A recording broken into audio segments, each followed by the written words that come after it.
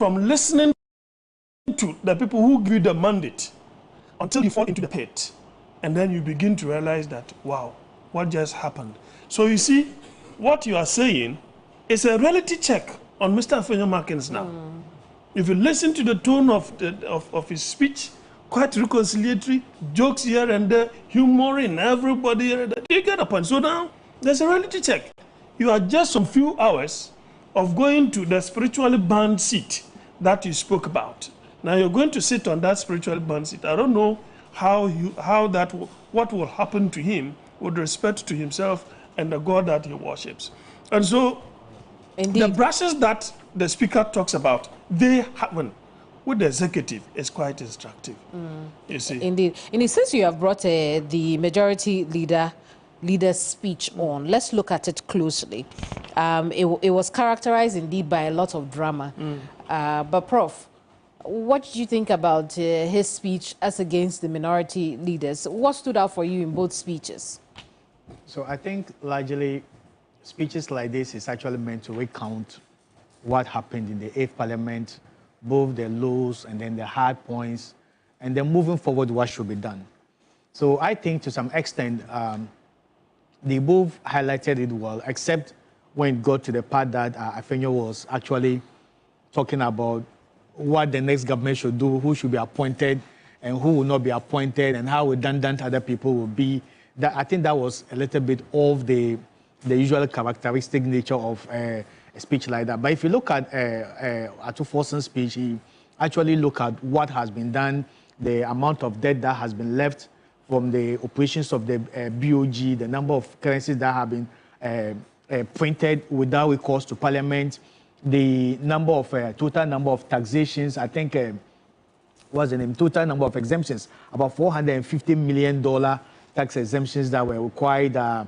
Misuse of COVID-19 funds, national service scandal, and what was about 48 billion. Here he talked about a lot of things yes. he thought happened that shouldn't have happened.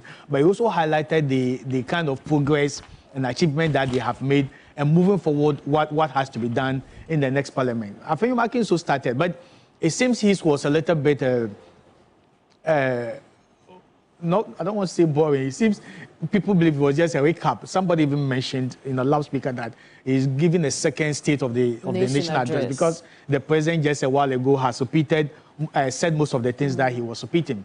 But that nonetheless was still an account of his government's or his party's perspective to what has happened. They all highlighted at least some of the informal things that happens in Parliament that we don't see, about the kind of friendship that goes in there, how consultation is done, how they call each other and invite people, the one who executes the jobs from the other side, and those kind of informal behind the scenes but Prof, it's interesting he remembers those now, because it's almost like he's appealing to the other side. We want to work with you.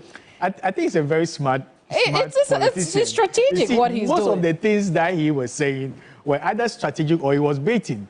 He had baited the speaker, he had baited the majority, and he had baited a lot of individuals, reaching out to them in a very friendly manner and getting them trying to get into their good records moving forward, because he knows that the 9th Parliament is not going to be very easy, and it is more important to be more consultative, more collaborative, build more consensus than to do quote and unquote booga booga. So now he now thinks that maybe I was noted for this. I think it's now high time I started to rebuild and recalibrate my approach and strategy. And it was also a way of trying to maybe sow a little bit of discord in the majority side that, oh, we expect, but also even baiting the government.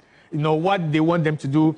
You are going to appoint, you should stick to 60 ministers, right, and each region must get a minister. Then when you do that, then these numbers are out. All the rest of you will be redundant. So that kind of thing is to keep very interesting, provocative reminder to the majority that definitely things are not going to be easy. So, but it is still very important to know that even it is still important, I think someone said, I don't want to mention the name, to have your government in opposition, even if you are a security man, than to have in power, than to have your government in opposition. Even if you are still an MP of the majority side, and you are not even given a messiah position, there's still an amount of lobbying and other things that you can do compared to maybe an MP who is from the minority side. So Afenyo was being very strategic, Indeed. very deliberate. Indeed. And then we talked about oral as well. And then and how needless it is. And he said that they were what? The goal is touch one, touch all.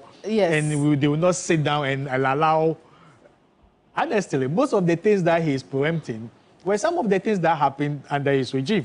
So maybe he's thinking that if these guys are going to pay us the same coin and use the same strategy, it'll not be easy. So I think he's very smart. He's trying to beat all of them and see how he can use it to his advantage. But all in all, I think they have all been able to paint a picture from their own perspective of what has happened in the 8th Parliament and what they think should happen moving forward. But Indeed. my serious appreciation of their speeches is what most of the informal institutions and how informal institutions work in the day-to-day procedures of Parliament. We only see the formal procedure and the formal part of Parliament, but a lot happens behind the scenes. And to be able to, for all both minority and majority side, to count some of these personal experiences, but also even mention names of individuals they did think have been very critical to it. It's very interesting and eye-opening. Indeed.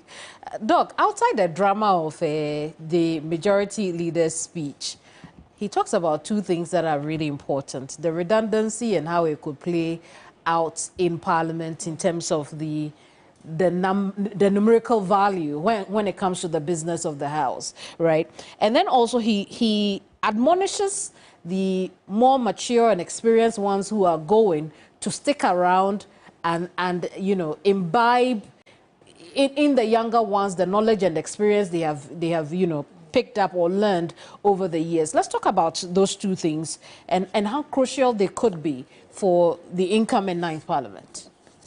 The reality of redundancy. Well, I think that with respect to appointment, you know, the president, per our constitution, has a right to appoint thousands of people to various positions. I pray that the way and manner they've criticized the bastardization of state institutions by our current government, you know, they won't go that path.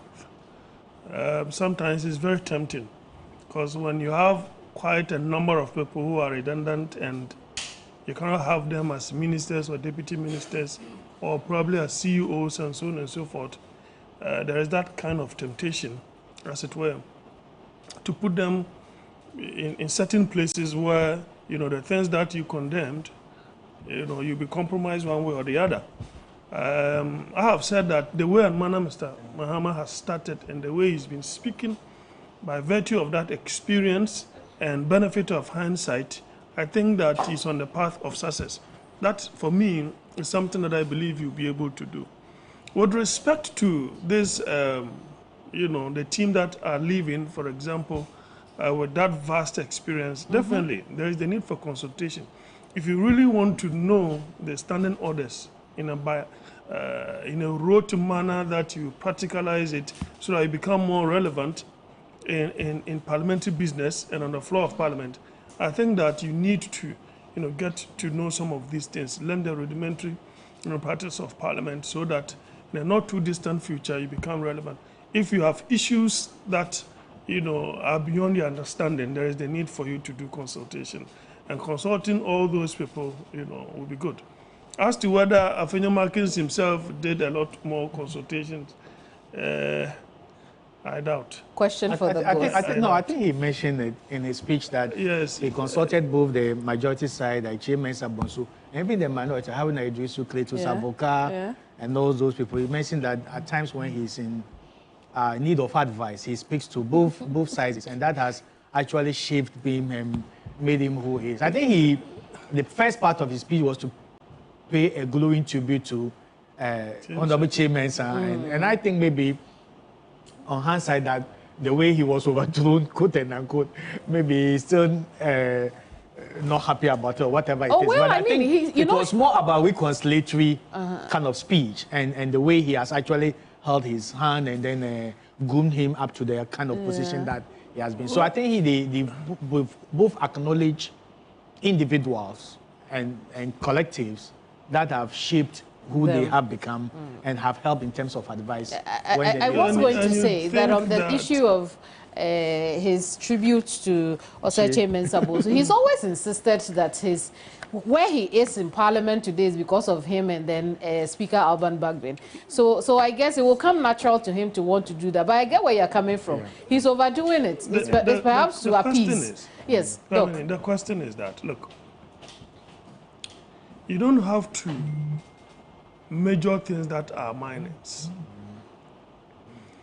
The most important test of which he failed was a last-minute one, which led to the grandstanding of the speaker. If you listen to Mr. Oseche Mensah, he said he would have approached the matter differently.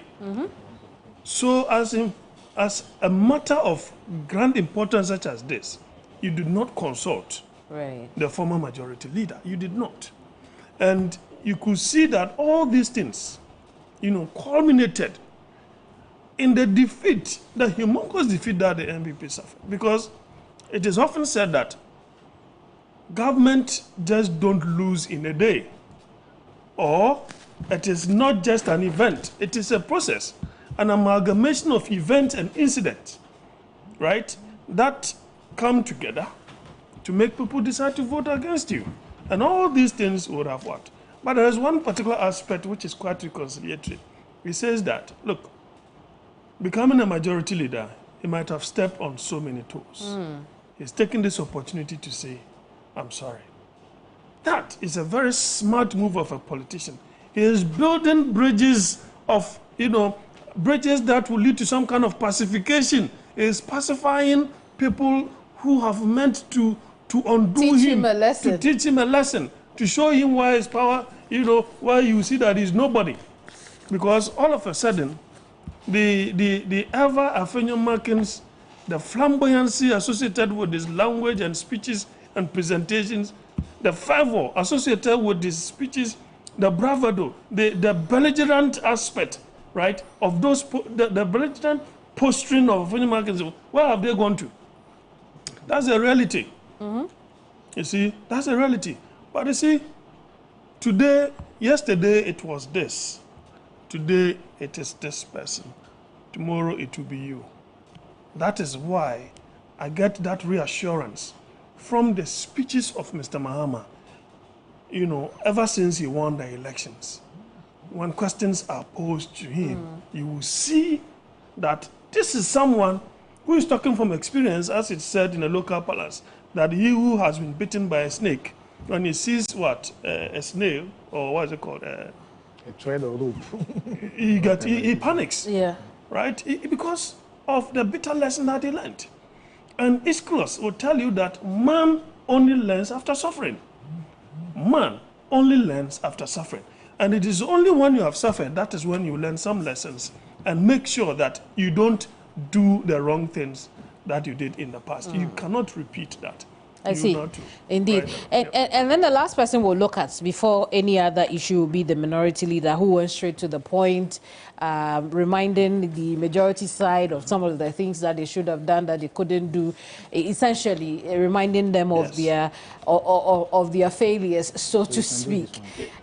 Doc, I see you're ready to roll on that. I wonder, he has that fixation on this 1D1F tax waiver. The Dr. Atafosin? No. Afenyo-Markin. Okay. They were supposed to give that around $350 million or something of that sort. Yes. And when you want to give a tax waiver that will become the burden of the incoming government, is that moral? And we know that what that means is a cost to government. Because if these people were supposed to pay these taxes, that will amount to that amount. It means they are not going to pay. Don't you think that somebody is going to get a cut somewhere behind the scenes? Well, I can't say. It is obvious. So I don't know why he's so fixated about this 1D1F tax waiver. He spoke about the 2 Supreme Court nominees, their fate hangs in the balance. Well, I don't know. because I don't really have anything against or for, but to suggest that the president, our current president that is exiting, has not demonstrated proper discretion when it comes to the number of people he appointed to the Supreme Court. He's not demonstrated that proper discretion. And you could see for the judiciary to acquire a tag of, is it Supreme FC or Unanimous FC or something of that sort. I mean, I think that was something that probably they could have done better. Right. So I don't know what is likely going to happen to them. Probably, I think they may have to. I just don't know. Because let me end on this. I ask myself, if you don't see anything wrong with 15 or 17 Supreme Court judges, then the incoming president, you cannot criticize him when he also nominates people so that they get to 25. How are you going to control that? So the power of discretion, we need to, use that in a discretionary manner that will inure to the benefit of the state. Because it comes at a cost. We're quickly running out of time, and I want us to cover as much as possible in the last few minutes that we have. But speech. Oh, look at that. My understanding is that we do have a lot of time. So we'll go over it. Prof, you're saying no, but you're stuck with me here. So, but let's look at the issue of the minority leader, which I had brought up earlier. Yes. He went straight to the point, reminding the majority side, the current majority side, of their failures and some of the things that, they should have done that they didn't do. But he opens up a conversation into what we heard earlier in the day regarding the leadership of the incoming majority, that's the NDC side. What we are hearing now is that they will be maintained pending appointments, and then subsequently, the leadership will properly be announced in Parliament. What are your thoughts on that? I think it's the right thing to do, because they were part of the winning team.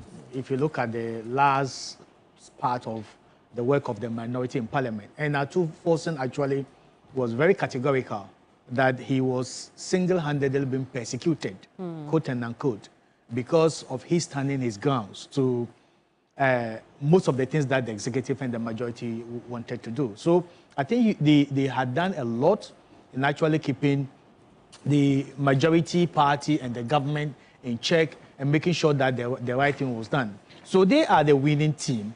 And definitely you have to maintain, even the current majority who lost a lot of seats even maintained their team. But we know that largely the constitution says that majority of our ministers must be appointed from the legislature. So it is wise that they maintain these people up to the time that His Excellency the President-elect nominates his ministerial team, and then they will not know who is going out and who is staying. Then based on that, they can do a lot of what? A shift, and then to make sure that those who have left are catered for. And I believe that whosoever is elected should not only have the experience of understanding how parliamentary businesses is done, but he should also learn from the experiences of the 8th Parliament and know that consensus building, even within his caucus, is very important. Because, look, doing a good parliamentary work is not just the number of MPs that you have, but it is how you are able to consult and build consensus even within your caucus.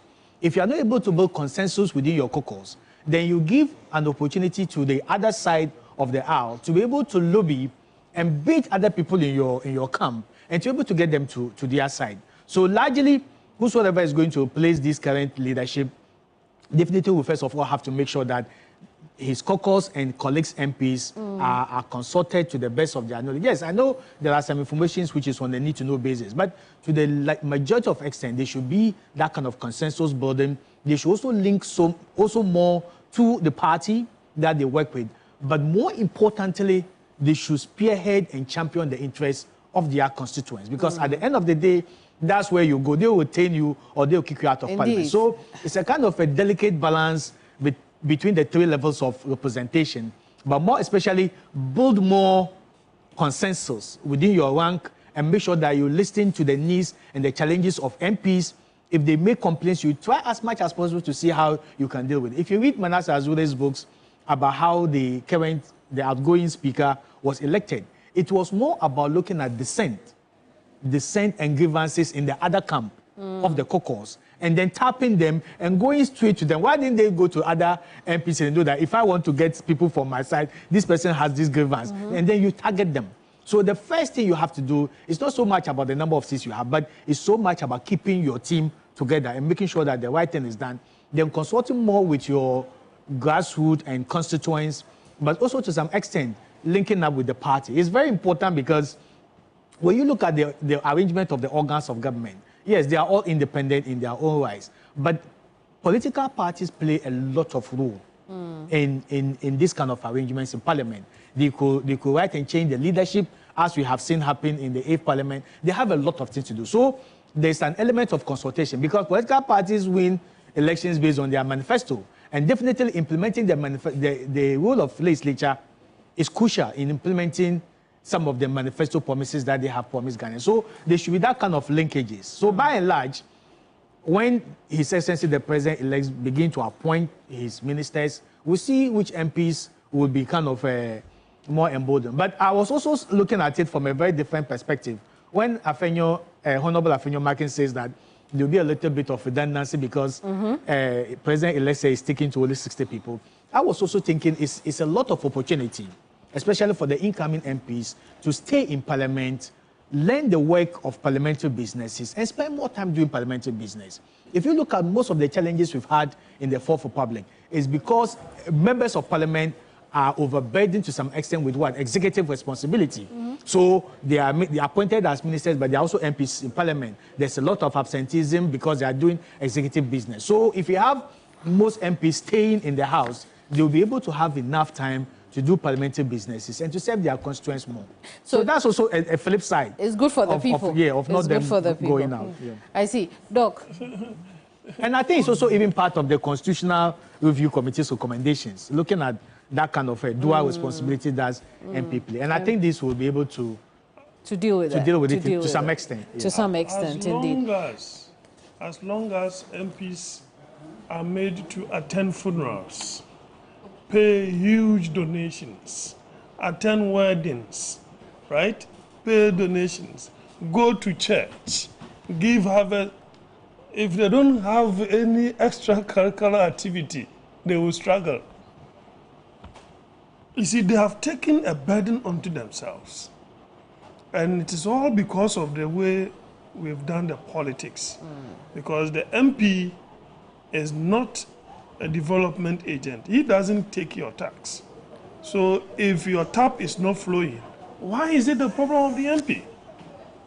But it's also because of how the MPs have related with the people. That is what I'm saying. Right? So it's not just the people who are looking forward to... They have brought a burden on themselves.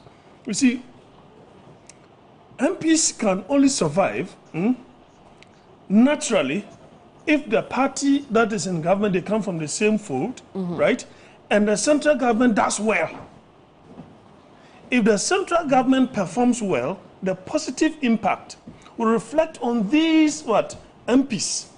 Because most definitely the common fund will come, which they will distribute accordingly, right? Infrastructure development will come to their areas, of which they can arrogate unto themselves as my party that is in government bringing these infrastructure development. That will inure to the benefit of these MPs. Not so the individual dishing out of money, right, to their constituent and other things, that one probably is the individual decision of the MP. And of course, he doesn't, because if you don't do it, someone else will do it, and the person will outdo you, outperform you, and then kick you out of Parliament. So we are getting to a level where this thing is becoming a problem for all of them. Let me look at yes, but before then, I was going to ask you whether or not, listen, we see the incoming minority, the NPP caucus, retain their leadership. Would it not have been wise for the NDC to do same? Or they will. I think that strategically, the president has not done any appointment yet. And if it is not broken, why fix it? We are talking about a team. The moment those changes were made, on this same set, when I was interviewed, I said that, look, I could see that the NDC is one step ahead of the MPP. And they were determining how the narrative was going to be like. And that narrative was the economy, right? And it was nothing personal against Mr. Haruna. It was about the economy.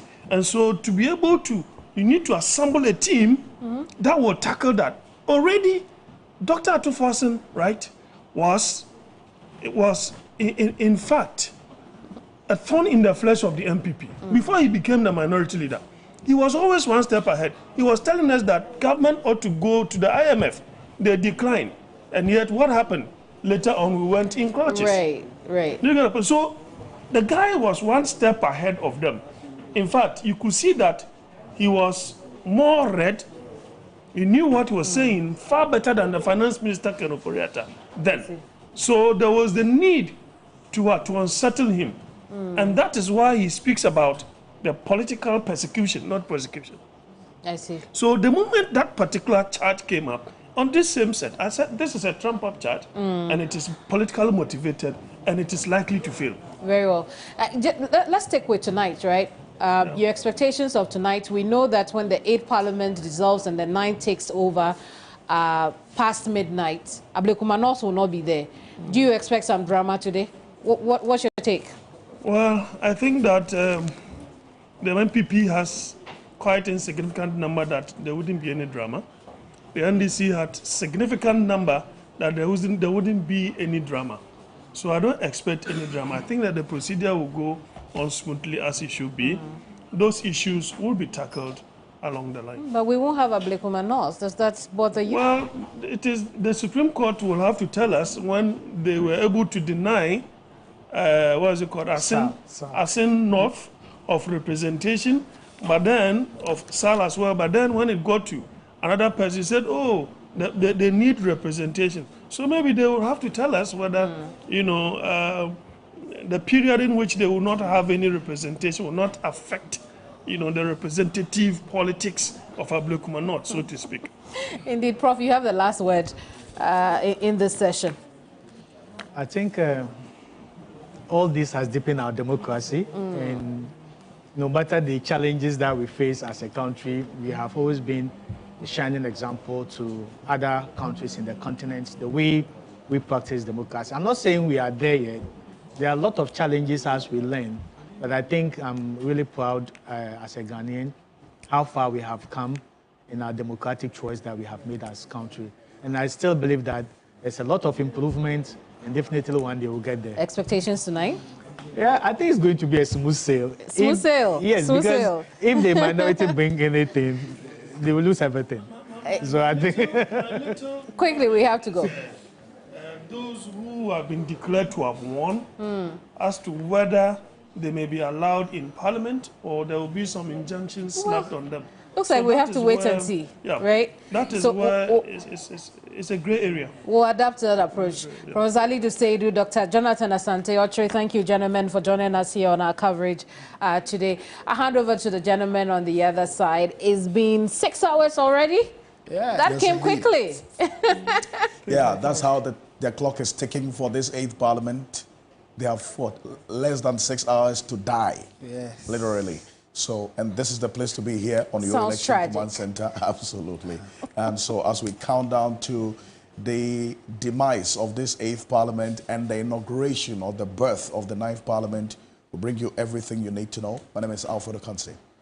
And I am Martin Esiedudate. Clearly, we are your best choice when you want comprehensive coverage. And like we indicated, our men are already at the key places. We've pitched camp and are going to be bringing you detailed discussions and analysis as the current Parliament is expected to come finally and dissolve. Have they already been dissolved? No. Not yet? Not so yet. They probably will come the next 2 hours. Yes. See Parliament dissolved then. They'll start reconvening around 9 p.m. 9 p.m. Thereabout. Then the new Parliament will take over. All right, so that'll be it from us. Thank you very much for watching.